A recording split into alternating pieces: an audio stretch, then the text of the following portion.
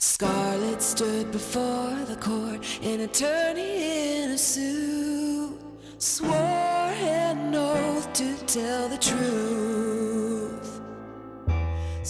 Welcome back to For the Defense. My name is David Oscar Markus, and this week we have Juanita Brooks, another wonderful trial lawyer from out west, and she's going to be talking about her representation of John DeLorean. You remember DeLorean, he's the guy who developed the Pontiac GTO, but more famously developed the DeLorean car from Back to the Future. You remember the famous quote, "Wait a minute, Doc, are you telling me they built a time machine out of a DeLorean?"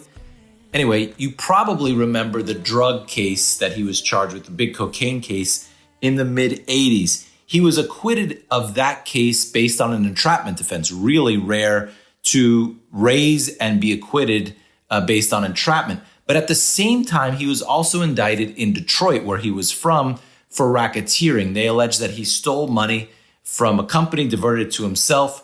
And that's where Juanita Brooks comes in. She represented DeLorean in that big racketeering trial in federal court in Detroit. We're going to talk about what it's like to be a woman criminal defense lawyer representing one of the most famous individuals in one of the biggest trials at the time. And I think you'll really enjoy hearing Juanita talk about her experience, how she's become known as the jury whisperer, and how she's transitioned from criminal cases over to doing civil trial work. We're with Juanita Brooks in For the Defense. Next.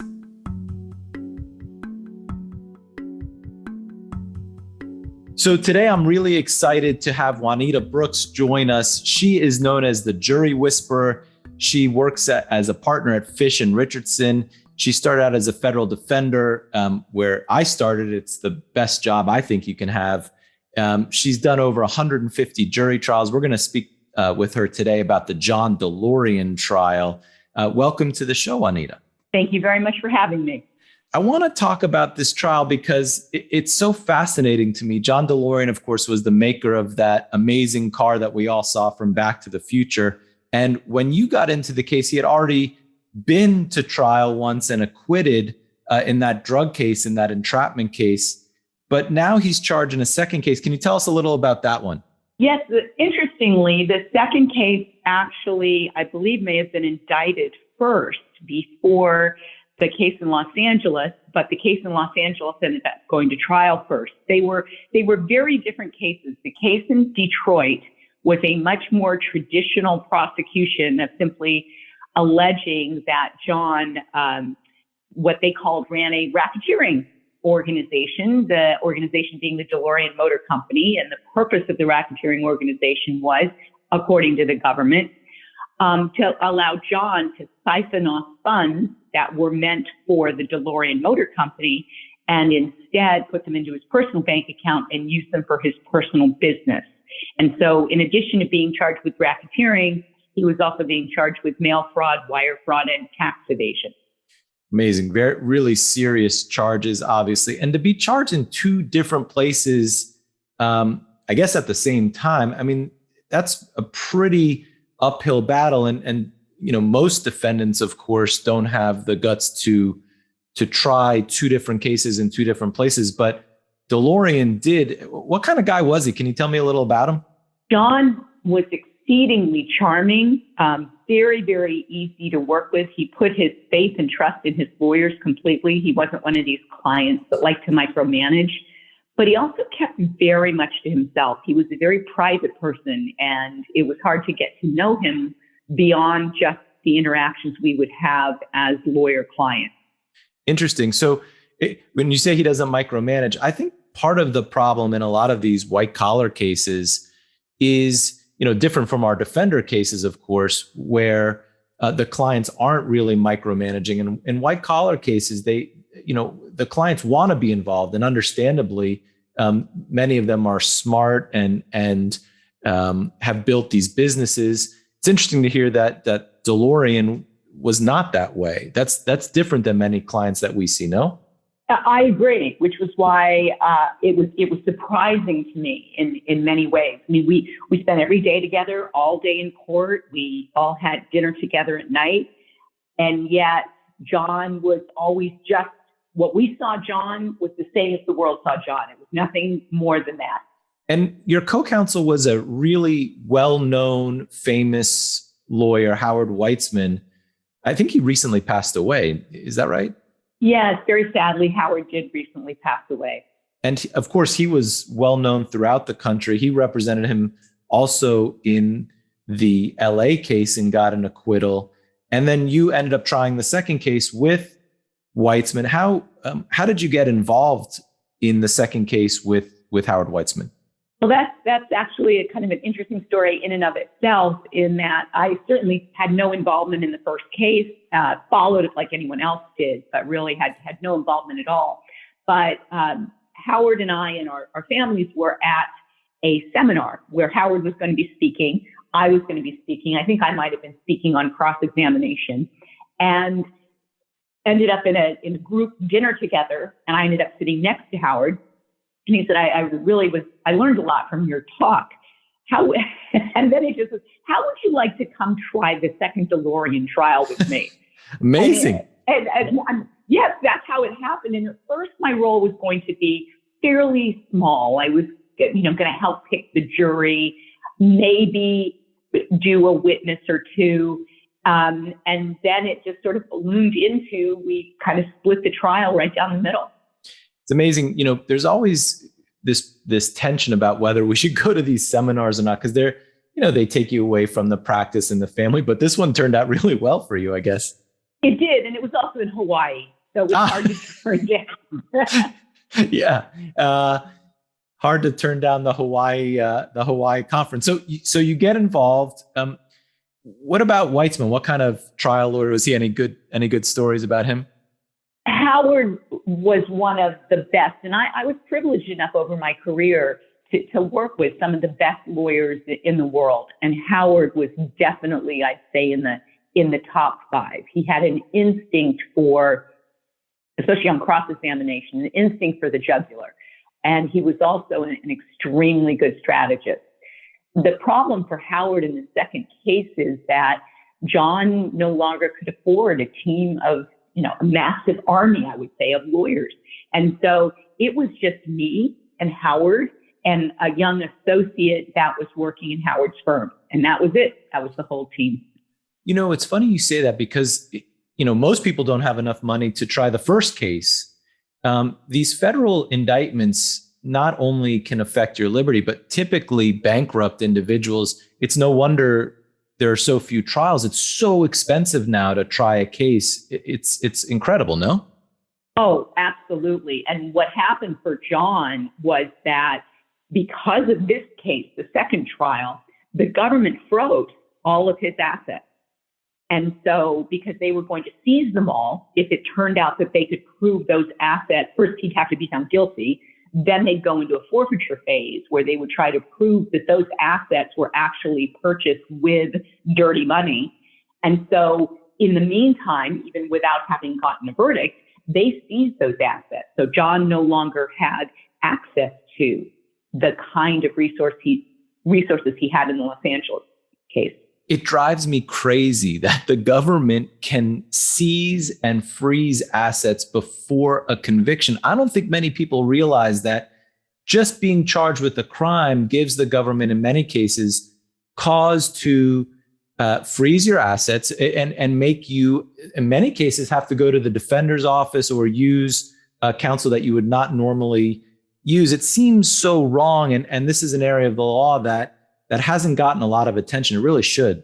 Yes, that's a whole different part of the world, is the forfeiture aspect of it, where they can deny you your property without due process. And then, of course, if you're found not guilty, then you can get your property back, but that can be years down the road. Years down the road, and they keep you from it. And in a lot of ways, it's another one of these pressures to get folks to plead guilty and work out deals, not just on their liberty, but their assets as well. It's really a pressure point. And when the DeLorean case went to trial, of course, both of them, more cases were going to trial.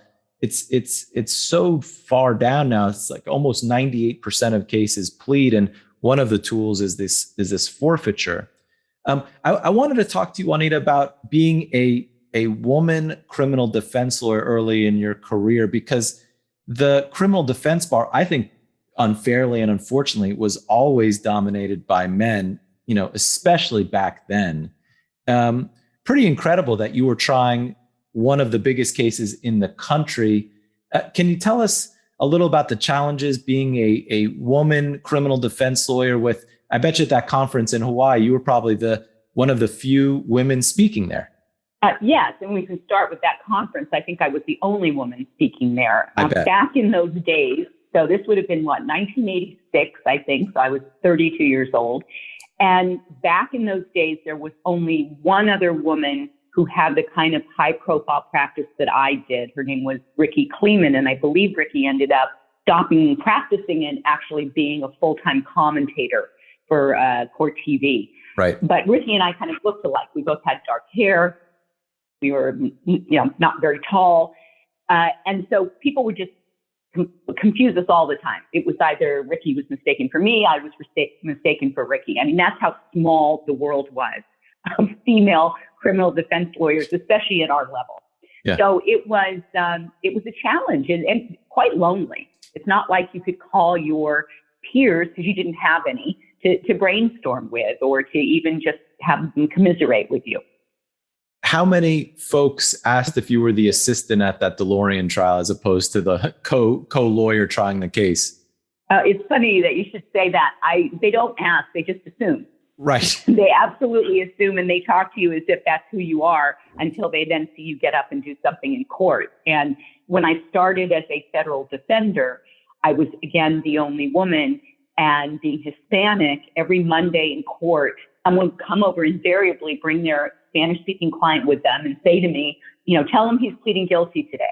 So I'd say to him, you're pleading guilty today. And the guy would say, no, tell him in Spanish that he's pleading guilty. And I'd say, well, you're pleading guilty in Spanish. And he says, no, you speak Spanish. And I said, well, my Spanish is a bit rusty. And they'd say, wait, what kind of an interpreter are you? Oh my God. And of course, they would just assume, because I was sitting what they call, in front of the bar, they just assumed that there's no way I was a lawyer, so I must have been the interpreter.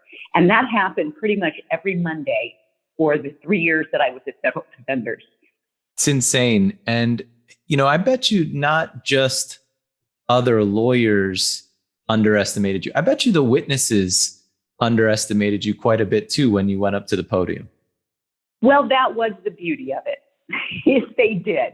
And they never saw it coming. And so in that trial, for example, I remember very distinctly two witnesses that I cross-examined that started with a big smile and kind of almost a smirk on their face, and ended looking very upset. I bet. I tell a lot of folks that there's no better experience for an aspiring trial lawyer than the federal defender's office. How important was that experience for you in San Diego? And can you tell us a little about that office and your beginnings there? I'd be happy to, because my boss, John Cleary, passed away sadly. And we just had his memorial not very long ago because we had to put it off as a result of COVID. But it truly formed me as a lawyer. John insisted on the best that we put in 80 hours a week. We see our clients within 24 hours of getting their files, and that we conduct ourselves with the height of professional ethics, but at the same time being zealous advocates. And I ended up, in the 3 years that I was there, I probably tried 30 cases. Amazing. So where do you get that kind of experience? And I had just turned 23 when I started in that office. So imagine you're a 26-year-old lawyer with 30 federal felony jury trials under your belt. Right. It really did shape me. And all of these, big firm, what they call litigators, if they try one case in their career, it's a lot. And you come into private practice in your mid-20s having 30 under your belt. It's really amazing. It has served me well over the years, no doubt. I bet. So let's turn to the trial itself and jury selection. Obviously, the case involved lots of money, and the allegations were that the money was being funneled to DeLorean's personal account. The defense, I think I have it, was that this was a loan from a businessman, but of course the businessman was not alive at the time of the trial. and DeLorean didn't end up testifying. The loan wasn't on paper. There wasn't a lot of paper records about it. Seems like a really uphill battle for the trial. So tell us a little about when you go into that trial, what kind of jurors are you looking for, and how do you get ready for jury selection? So one of the biggest thing that we had to be concerned about is that John's first trial had gotten so much publicity. Every day at the end of the day, the lawyers would be on the courthouse steps. There would be a huge press conference. And they kept showing on the news over and over again, John being shown this suitcase full of cocaine and him saying, this looks as good as gold. And even though he was acquitted, people who didn't follow the nuance that he actually didn't commit any crime. It was entirely the agents who agreed with each other to do this. And all John did was look at this suitcase of cocaine and quite shocked, he was shocked to see it in there and said, wow, this stuff's as good as gold. He didn't accept it. He didn't spend it. He didn't ask for it. But most people didn't know that. And so they assumed he got off on a quote unquote technicality. And therefore, I would say the vast majority of jurors who walked into our courtroom as part of what they call the veneer in the jury pool all assumed that John had already scammed the government into, or a jury into getting acquitted. And so here he's facing that burden of being presumed guilty rather than innocent. So that was our biggest concern. The judge, Julian Cook, he was a wonderful, wonderful judge. But he insisted, and I understand he can do that as a federal judge in controlling his own courtroom. So he did not let us question the jurors. He was going to do all the questioning. But he did it one juror at a time because he didn't want them contaminating each other. So he would bring one juror into his courtroom and question them. And it took us an entire week to get our jury. And it was right before Christmas, too. So time was sort of running against us. But I think he did his absolute best to get jurors, even if they had heard about the prior case, and all of them had, to get those who, when they sincerely said, I can set that aside and I can give John a fair trial and Mr. DeLorean a fair trial, they meant it and they would follow through on it. And so we were fortunate that he did a very thorough voir dire of each of the jurors. It's so strange, though, seeing federal judges not give the lawyers voir dire. In state court, at least here in Florida, you get a lot of voir dire. You go into federal court, and if you're lucky if you get 10 minutes, of course. It's always funny to me that the state judges who move over to the feds, who gave all this voir dire, somehow forget their roots when they come over. I never understood why judges didn't give voir dire. Was it unique in this case that you had in Detroit, or did you see that? Do you still see that in a lot of your practice? I still see it in quite a bit of my practice, although I've kind of seen a trend over the years in the opposite direction of more judges giving at least, as you say, 10, 20 minutes of attorney-conducted voir dire. I think what happened is that back in those days, there were all these stories, especially in California, where the state court judges would allow days and days and days of voir dire, where the attorneys weren't trying really to get information from jurors as to whether they could be fair and impartial in this case, or if there was something in their background that would make this case the wrong case for them to sit on. Instead, they were trying to kind of indoctrinate them. And I think that really, the federal judges saw that and said, well, that's not going to happen in my courtroom. Right. Now, I guess he asked a lot about the prior case. Was there a way for you all to spin the prior case? I understand it was indicted first, but was there a way to spin it as the government being vindictive against your client in the second trial, or could you use it in any way in your favor at the trial? Well, yes and no. It's hard to explain the first trial to the second jury in any kind of meaningful detail. Sure. And so we just had to sort of settle with that when someone becomes the target of, in John's case, it wasn't just the government. He was the target of the big automakers. because he was the first person to break away from them and start his own company. And so when someone becomes the target of powerful entities like that, like the big automakers, and then like the federal government, it's very hard to get that target off your back. And that's why it's so important that we have jury trials, because they're the only people standing between the citizen accused and these huge, powerful entities. I see you're ready to make your closing again. We did our best to try to empower the jury, that they were there to see the justice be done, not to simply be the tool of big auto and the government.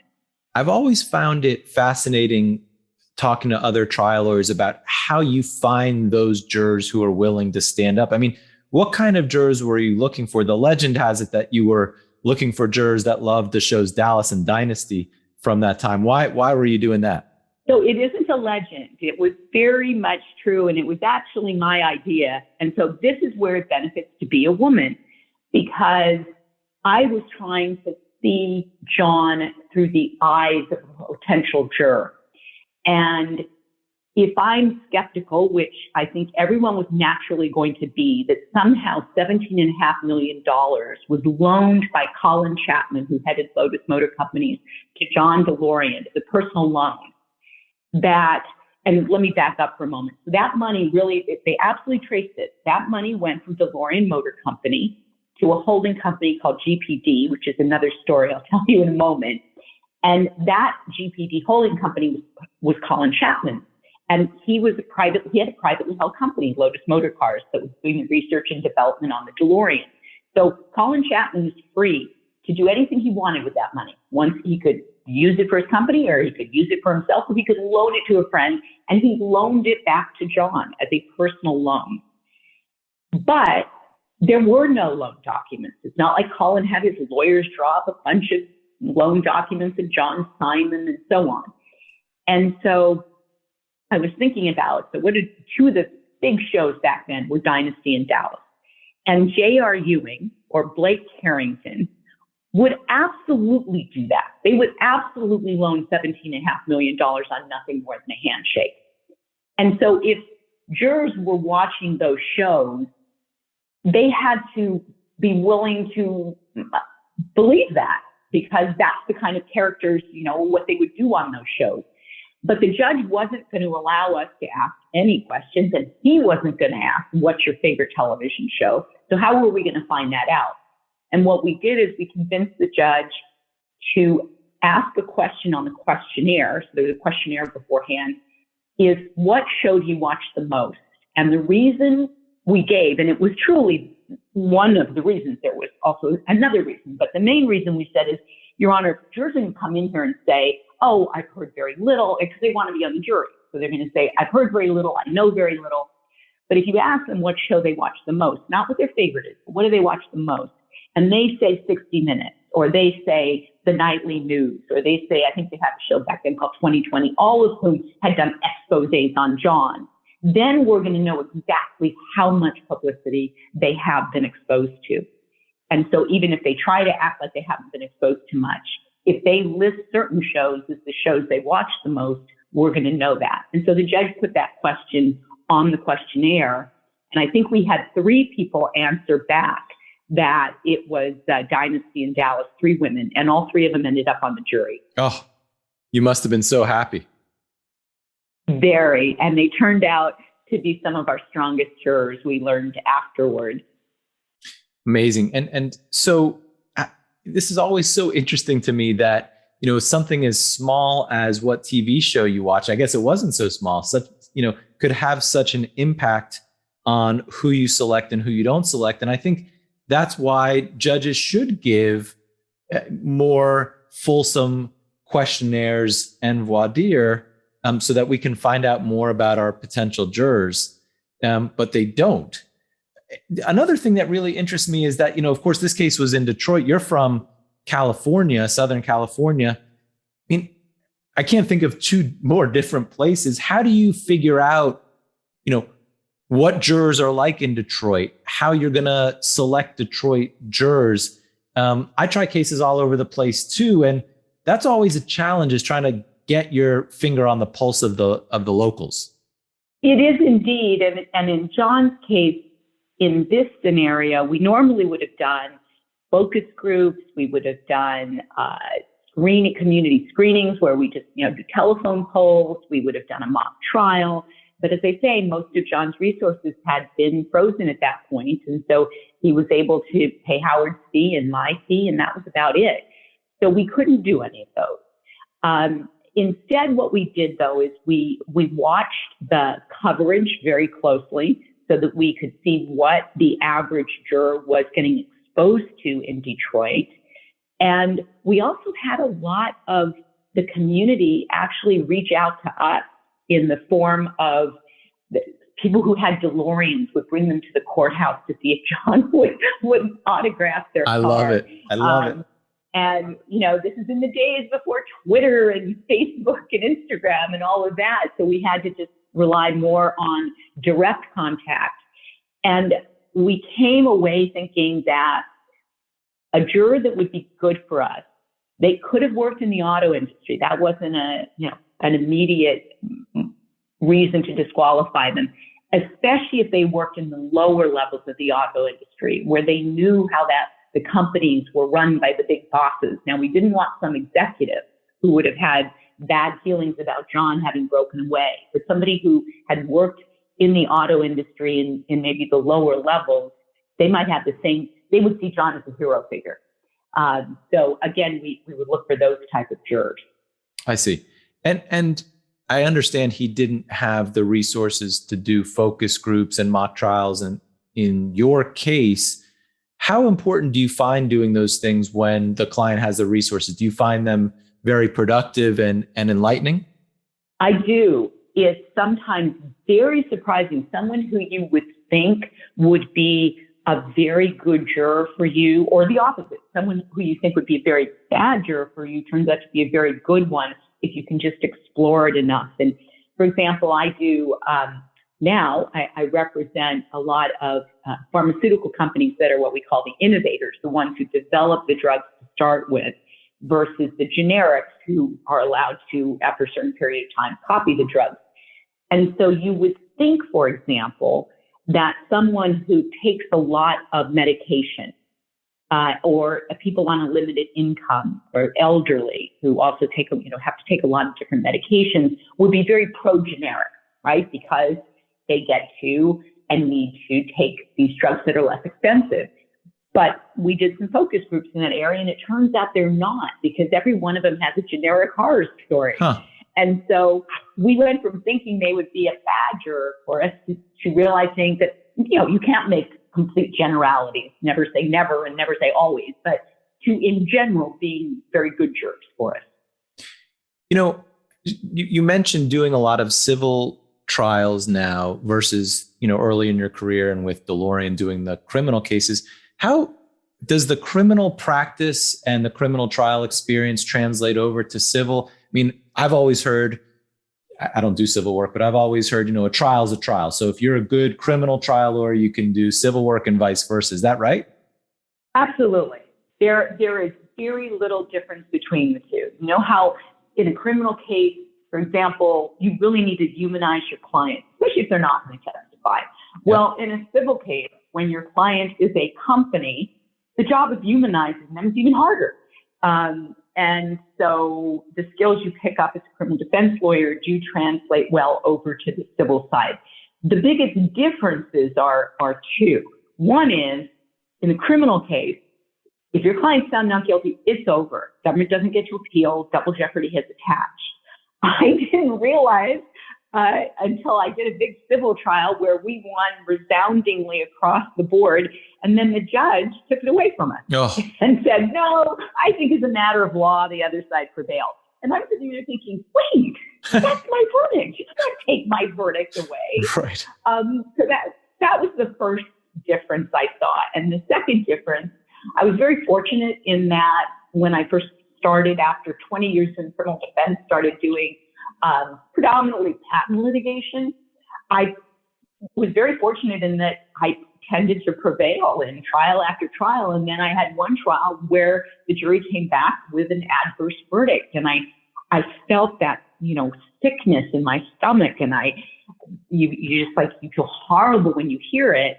Only this time, nobody came and took my client away in handcuffs. Right. No families were sobbing in the back of the courtroom. And my brain was thinking, well, the judge could reverse it and grant judgment as a matter of law to my client, or the federal circuit reverses about 50% of these cases, so we could prevail at the federal circuit, or we could design the product in a little bit different way so that it no longer infringes.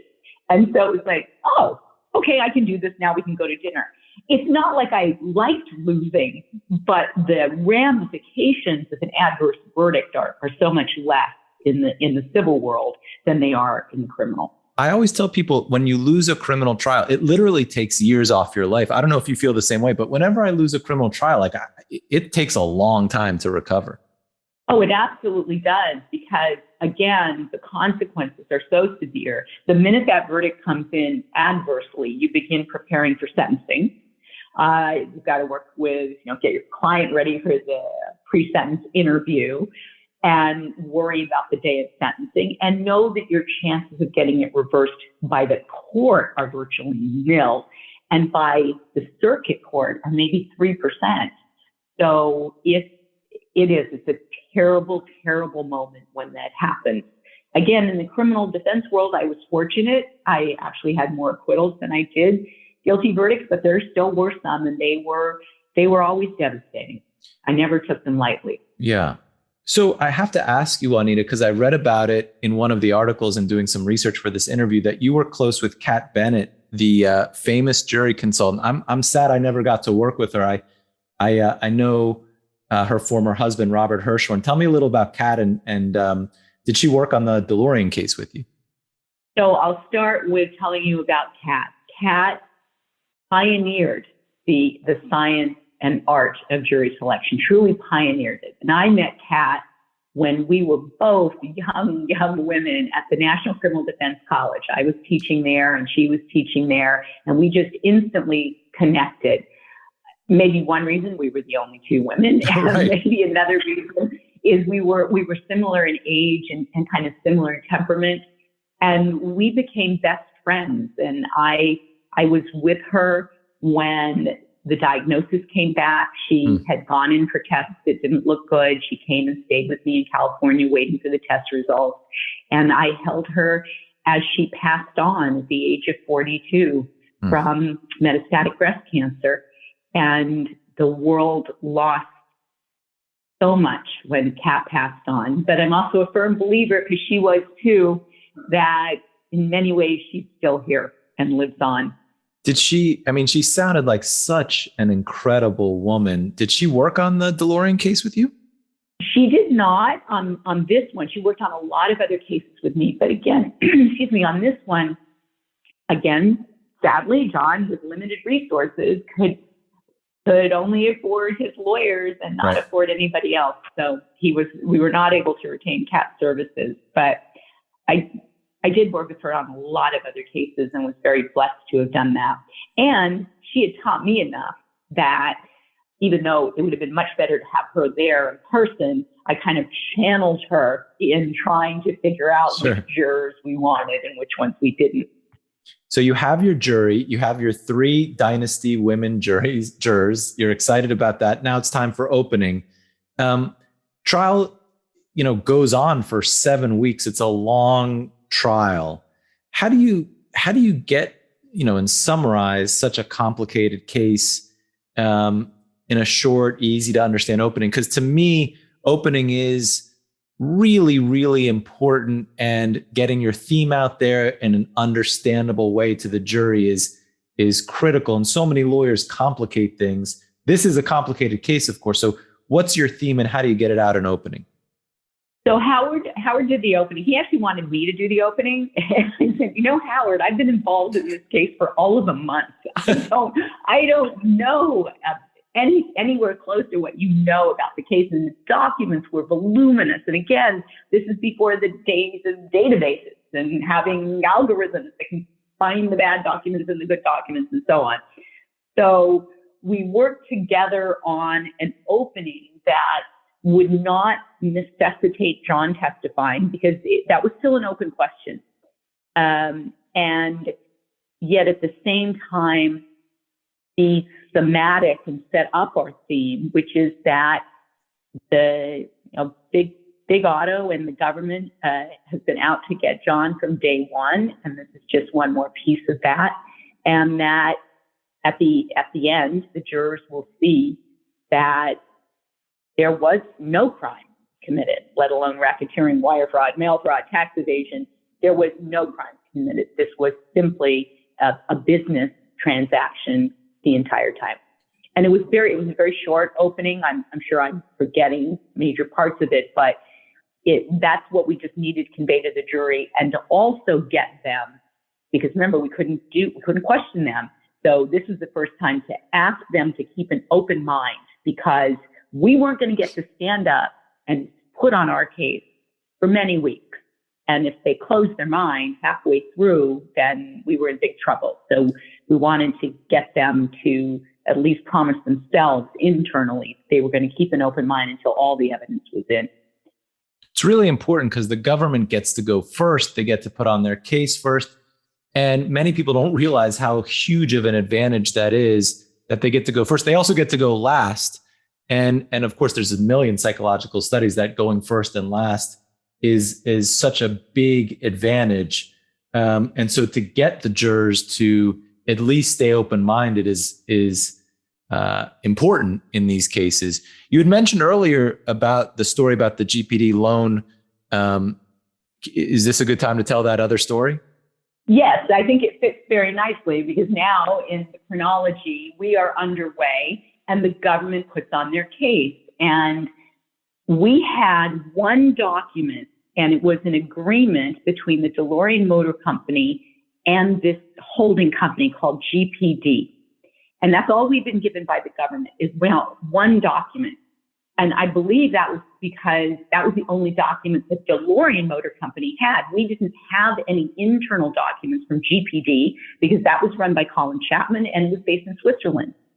So we just had this one, and the address on it was 121 Rue de Lausanne in Switzerland. And so this is when the whole trial turned, because I'd like to say we won the trial, but we didn't win the trial. The government lost the trial.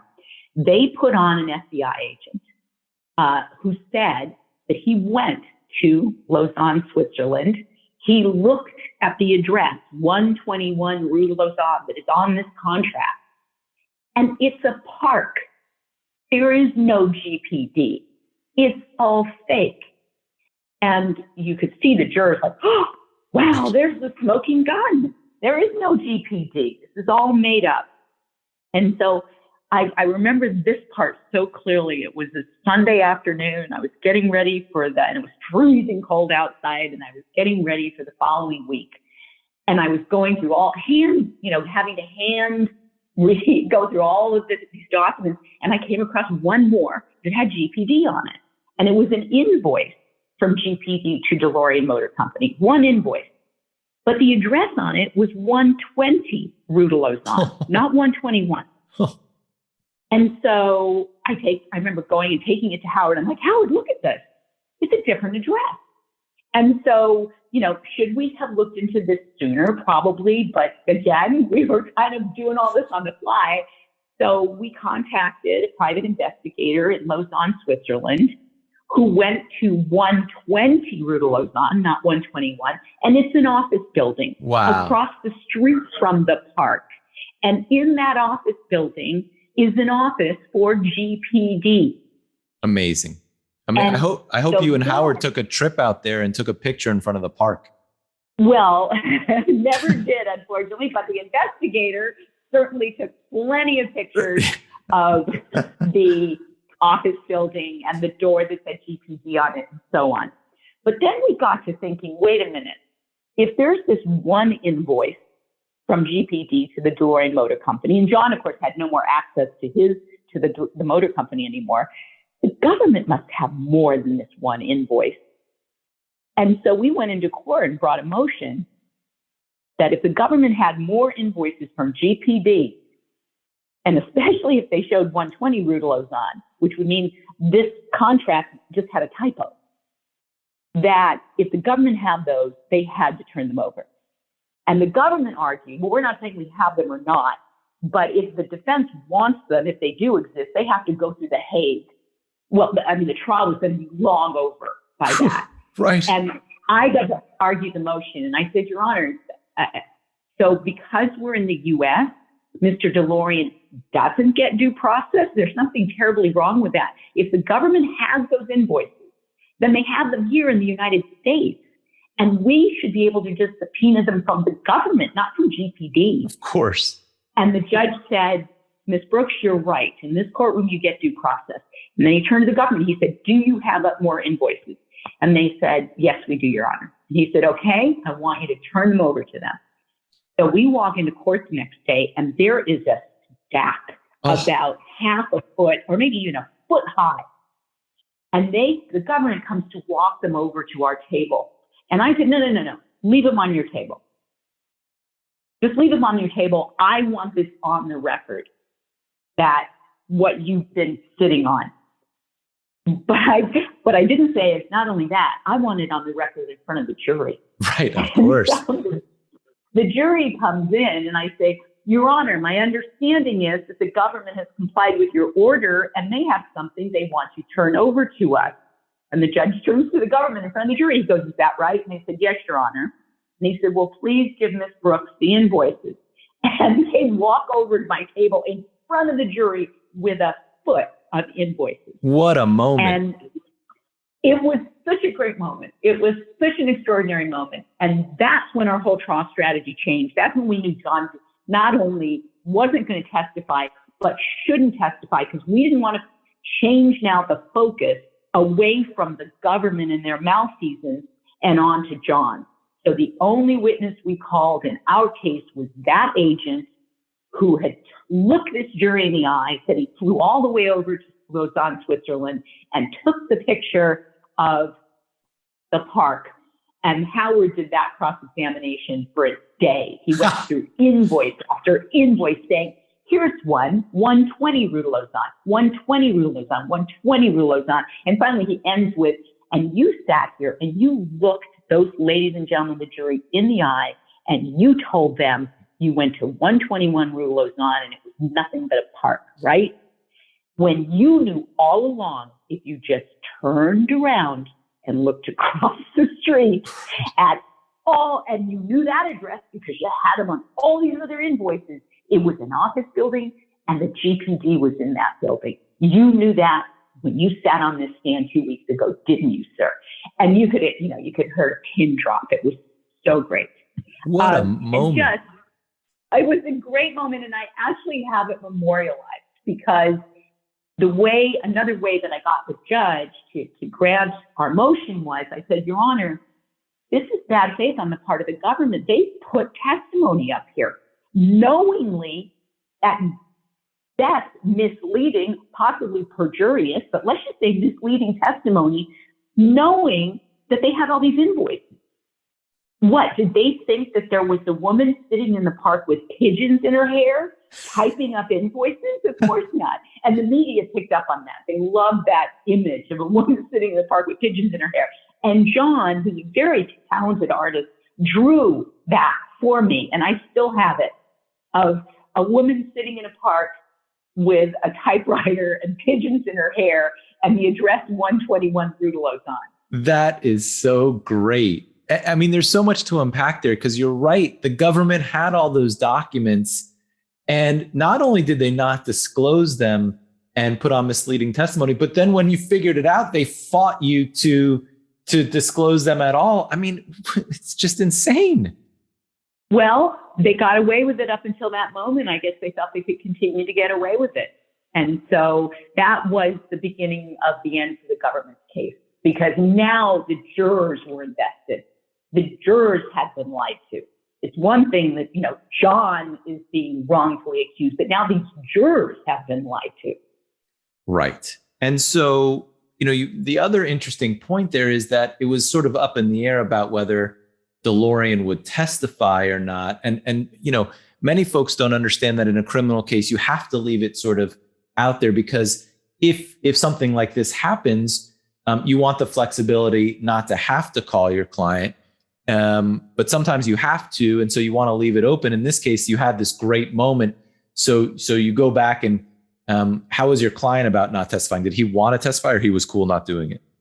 Again, as I say, John relied completely on his lawyers. He really did just put himself and his fate in our hands. And so we said, John, you absolutely have a right to testify in your own defense. But if you get up there, what can you say? You've never been to Lausanne. You didn't know the GPD was in that office building. Right. You didn't have any of these invoices. The key moment in the trial, you wouldn't be able to say anything about. And yet they're going to cross-examine you on everything else unrelated to this and shift the focus away from their malfeasance and over to you. And he said, I can't argue with that. If that's what you think is best, I will certainly go along with it. Sounds like the perfect client. He really was. And he was you always worry when your client doesn't testify that the jurors are thinking, what is he or she hiding? Or that they don't really get to know them as well as they could. But John was very involved. Like every time we would go to the bench to have an argument, John would come with us. And he was such a gentleman. He would pull out my chair, and then the three of us would go to sidebar together. We'd come back, he'd pull out my chair again, and I would sit down.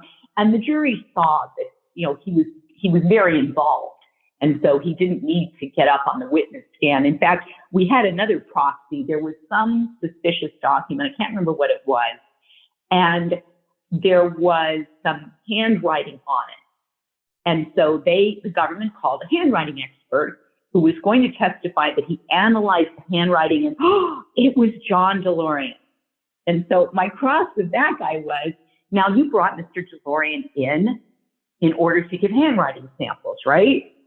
And yes, I did. And there's a certain way that you do that. You have to get them to give enough samples and not to try to disguise their handwriting or anything, right? And it takes a while, doesn't it? Yes, it does. Well, the minute Mr. DeLorean sat down, he said to you, why are you bothering? I wrote that.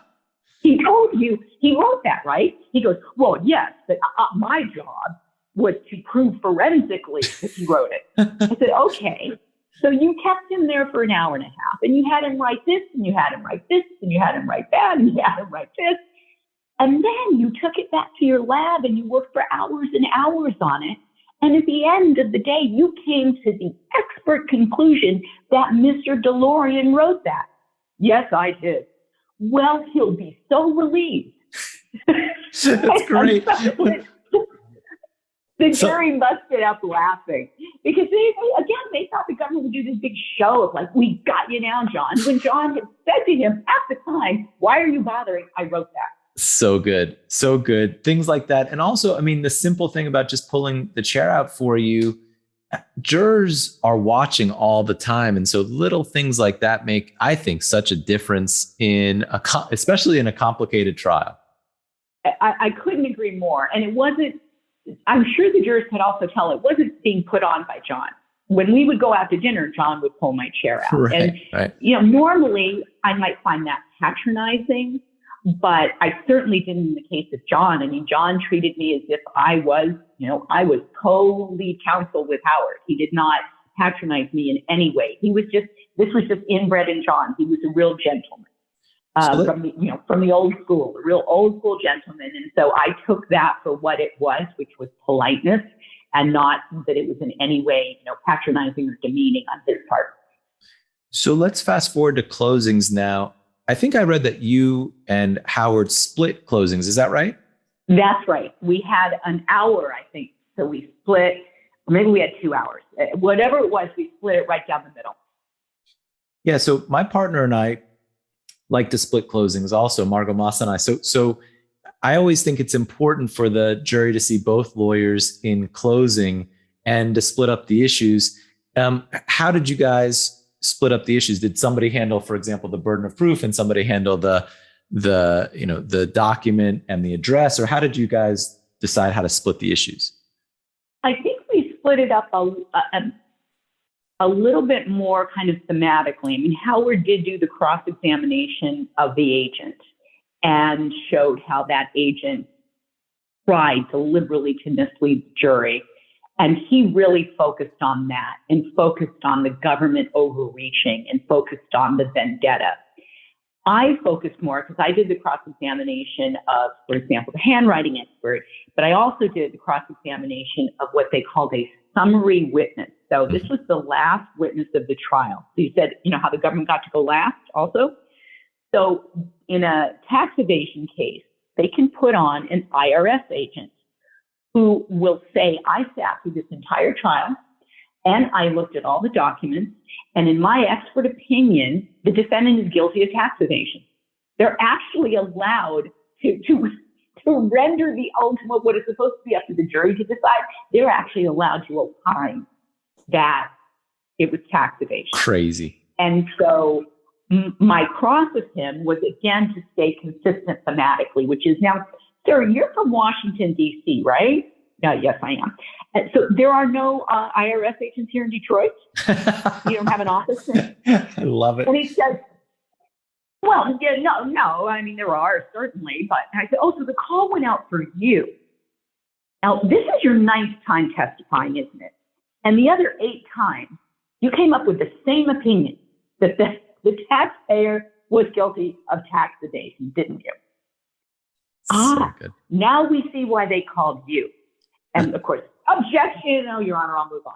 So I said, no, you got the call, got on a plane, you flew here, you're supposed to be neutral, so look at all the evidence, but you didn't come to see us, did you? Well, I don't know what you mean.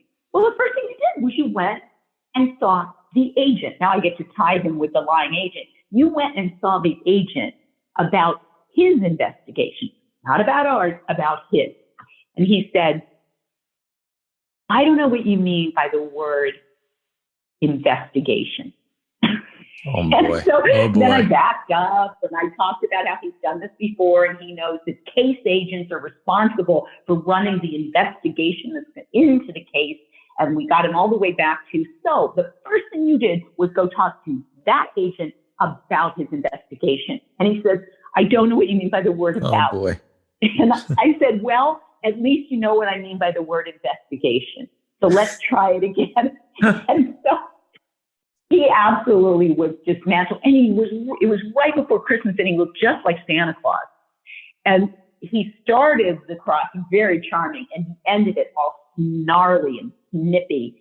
And he looked, just exactly like you would expect someone to look who was in on the whole scam.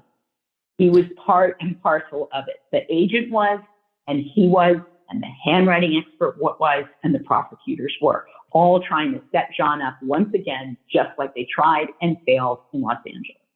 Juanita, I can tell that you're getting fired up again. And see, you need to do criminal defense trials again. We need you back doing criminal work. Well, I certainly miss it. I mean, there's a lot, there are many, I did it for 20 years. There are many parts that I miss, but the stress of knowing what the stakes are can really get you after a while. So you do the closings, you split them up, the jury's out. There's nothing worse than a criminal jury being out, right? That's the worst feeling we have. We call it verdict death. And it's true. Yeah, it is verdict death because you're dying. You're just dying every moment. And every time the phone rings, you jump and you can't eat because you're sure the verdict's going to come in while you're eating lunch, and you wait to the end, the end of the day, and you're told the jurors have gone home. You can finally breathe, but not completely breathe because they're going to come back the next day. And you try to watch in their faces as they're excused for the day, and they won't look at you, and then you think, oh no, it's going terribly. So yeah, it's a terrible time. But you get the greatest 2 words that there are in the English language, not guilty. How did John react to that? John was absolutely stoic. He knew. I don't know how he knew, but he had such faith in us, and I think such faith in himself and his innocence, that he knew it was going to be okay. And Amazing. So he took it very stoically. I was a nervous wreck because this was my first truly internationally I've done some high profile cases, but not where it was international. So as we're trying to get into the courthouse to take the verdict, and press started coming in. The minute the jury went out, it started pouring in. And we were under gag orders, so we weren't allowed to talk to the press. And so to run the gauntlet, they were yelling out questions, and John was very tall and I'm very short. And so John, head stood up above the crowd. I'm getting I even got knocked down by one of the reporters trying to get a picture of John. I sort of got elbowed out of the way and went tumbling down. So just that was overwhelming. And then, of course, waiting for that verdict, I just got more and more nervous. And Howard acted very calm, but I looked over at him and I noticed that all the blood had drained from his face. And so I thought, okay, he's nervous too. He's just not showing it, but he's nervous too. So it was just joyous to hear those words. Absolutely joyous. Amazing. And I saw the prosecutors, I guess typical for this case, but they were sort of poor losers. Usually prosecutors afterwards say, something like, we respect the jury's verdict. But in this case, they made some argument that the jurors didn't understand the instructions or something like that. What was that craziness? Oh, that was just awful. So they returned the verdict unanimous on every single count, the RICO, the wire fraud, the mail fraud, the tax evasion. And then the judge invites the jurors back into his chambers.